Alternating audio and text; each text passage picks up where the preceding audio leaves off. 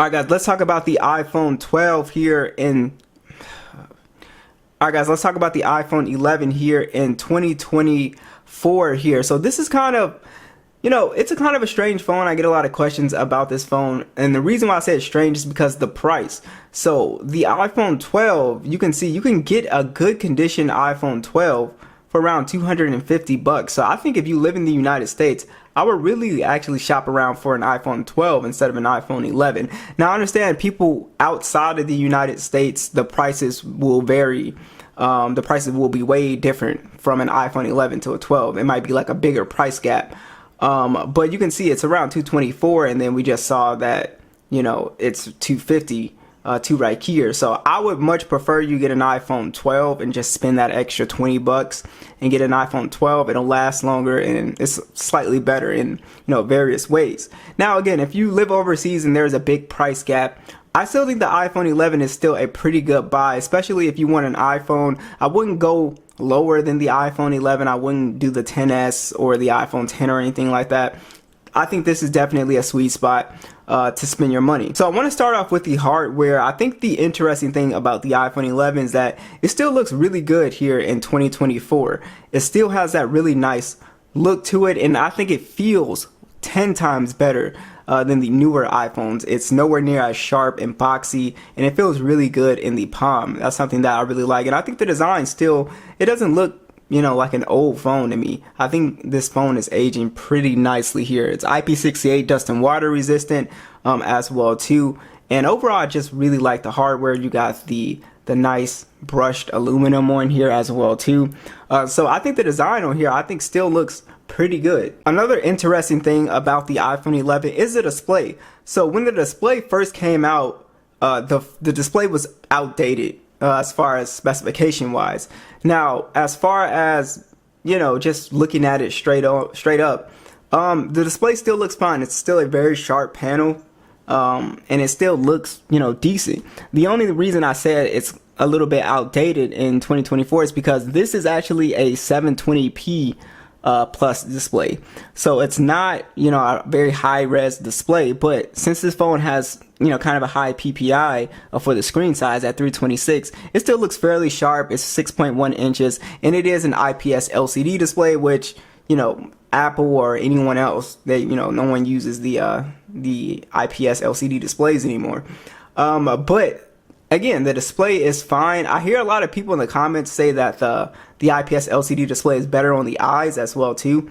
And again, I don't really experience, a difference, but the display, again, it still looks fine. Outdoors, it's not the brightest display in direct sunlight. Of course, for an older phone, it's like 625 nits for the max brightness, so not super bright, but indoors, it looks great. So as far as the display goes, it looks fine. You have the kind of old school notch up here as well too, but the icons and everything still look sharp. Colors are fine, so it's a pretty decent panel. All right, so another common question with this phone is how long will this phone actually get software updates? And it's pretty interesting. So Apple's track record is usually it's usually like 5 to 6 years. So this phone, it should get iOS 18, and it might get iOS 19 as well too. So it's just something that we have to see here. It is running iOS 17. I definitely expect it again to get iOS 18, but it's kind of like a coin flip on whether it'll get iOS 19. Now, performance wise, as far as running iOS, it's still very smooth, surprisingly.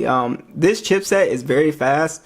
So you do have the Apple A13 chip on here, and it's a very fast chip. So don't be fooled by the age. Apple chips are aging like extremely well. These phones are blazing fast still years later. So that's one of the good things about these iPhones, is you can see it just, it's still fast. There's no real slowdowns here with this device for the most part. And even gaming is also pretty decent on the iPhone 11 as well too.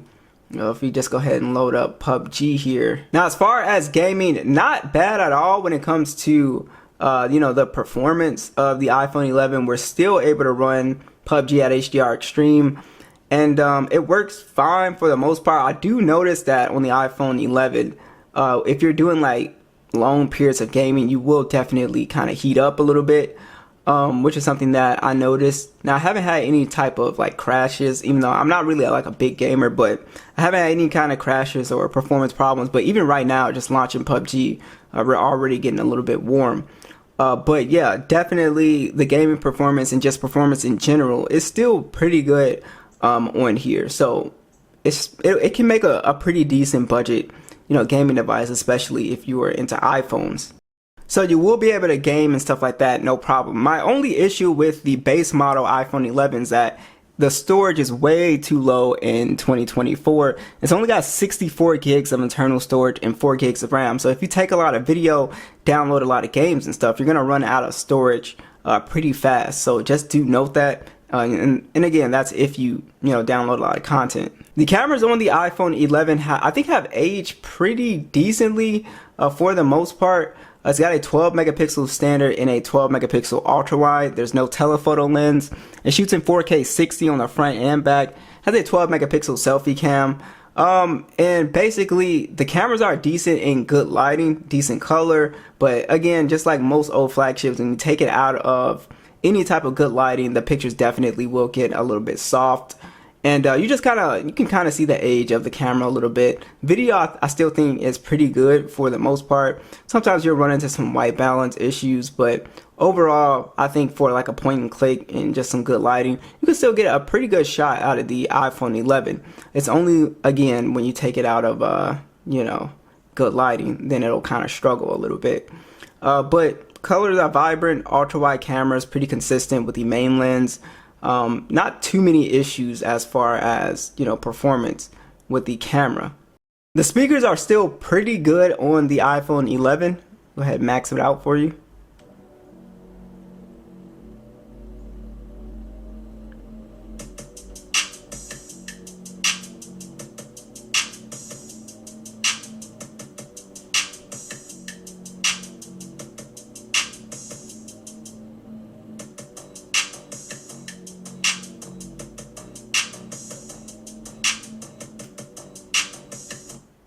Yeah, so they sound pretty good. Very nice, clear sound.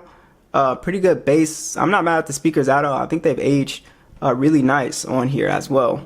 Now, also, the Face ID still works, the same for the most part. It's still pretty fast, even compared to the newest iPhones. Nothing's really changed there. So yeah, so I'm not really mad at, the speakers or, the biometrics are still pretty fast.